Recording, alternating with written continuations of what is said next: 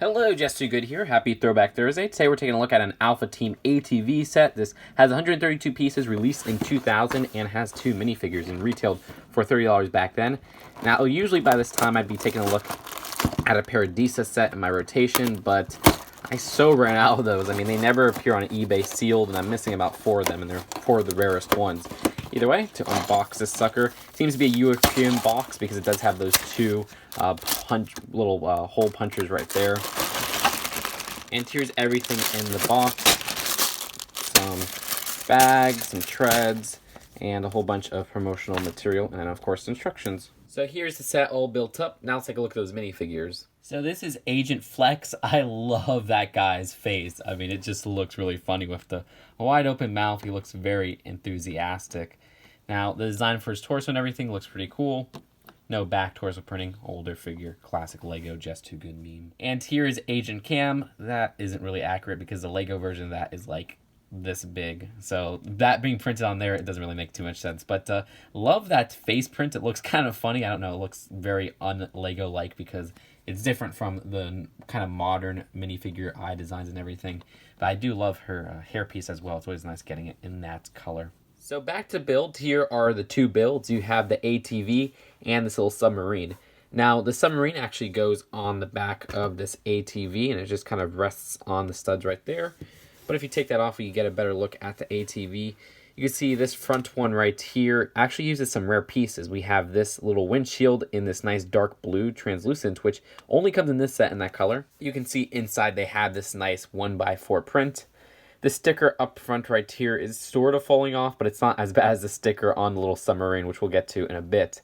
The front does use these little translucent lime green kind of vents, and the wheels on here are actually little treads, and we do have treads on both sides. Now, this actually has a few play features that we'll demonstrate later, so we'll get to that later in the video, but this little ladder is one of those play features, as well as this pole right here, which is also a translucent lime.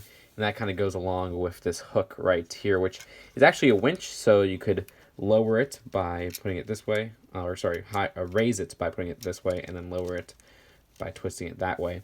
The back holds an old style walkie-talkie in an old gray, and also one of these little hook line pieces.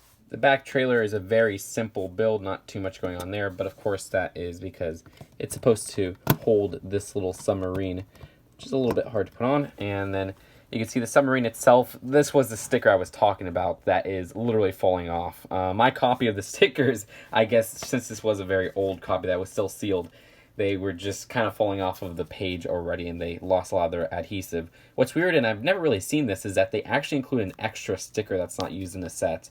Very weird. But the design for this submarine, it's probably the best design out of this set, but it's still a little bit clunky.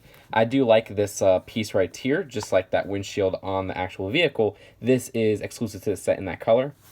Now, the design inside actually uses 2 1x2 tiles with prints, so let's get this guy out, and you can see these were actually used, I believe, in Aqua Zone. So you got one design on the right there, and another design on the left with like the depths, so that's pretty neat. I do like the black and yellow design because I always like getting yellow pieces. And I like this back part right here especially, which is a pretty hard to find piece. I mean, I don't really get too much Aqua Zone. I believe it's from there. And also a trans lime green little fan. And for those play features, this little ladder right here, I believe you put him on there. And you push it back a bit. And he goes launching. At least that's how they show it on the box.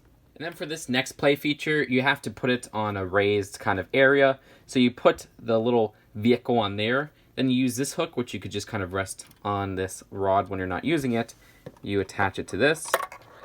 And then you could raise and lower the submarine as you'd like. So we could raise it up just like this. It works pretty fine because it does actually hold the weight of the submarine. Well, that's it for the builds of the set. Now let's go on to the packaging and then the final verdict. So here is the packaging. You got kind of a $20 box size. I always like how the top shows all the characters and their names.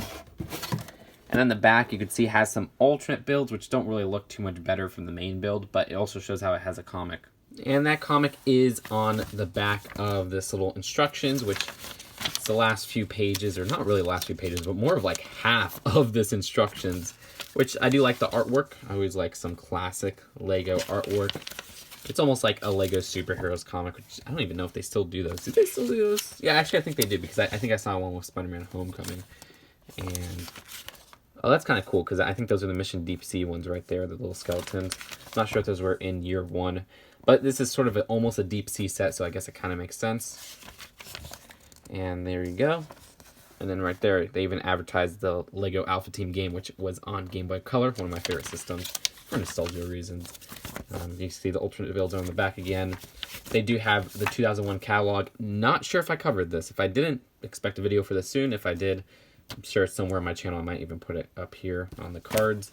And then we have this little Lego catalog PO kind of thing that you could send in and get them for free. So overall, honestly, I'm not really a fan of this one. I don't like much of year 1 of Alpha Team in general. And this one, I think the color schemes are very conflicting. Like, I like the black and yellow, but then you have all these translucent pieces, which just kind of make it look like an eyesore. I do like these pieces in translucent, though, like getting them in the set. I just don't like how they're put in the build, because these two are exclusive. And the builds themselves are very bulky. They're very situational, I guess. And it just doesn't end up looking very pleasant to the eyes. Now, the build process might be the reason why I'm so down on this set, because usually when I have a bad building experience, I tend to not like the sets, which is kind of a bias, but that just might affect my overall mood. But I was having a really hard time building this because of the crappy stickers, which kept popping off, and also the string. I hate Lego string. I'm telling you, putting string on Lego sets is like the worst part of a Lego set for me. Even worse than stickers. Because at least stickers I'm pretty good at centering. Now, when they're stickers like this that they won't stick on, they're a pain in the butt. But this one is not only one that you have to tie in and everything, but you also got to cut it. And that's always the worst, because if you cut it at the wrong length, then you're kind of screwed. So yeah, I like the minifigures in the set, though. That's probably the best part of the set besides some of the exclusive pieces. So yeah, I don't really recommend this one. I don't like much of year 1 of Alpha Team in general. But I hope you guys enjoyed this Throwback Thursday. And I'll see you guys later. Peace out. Bye.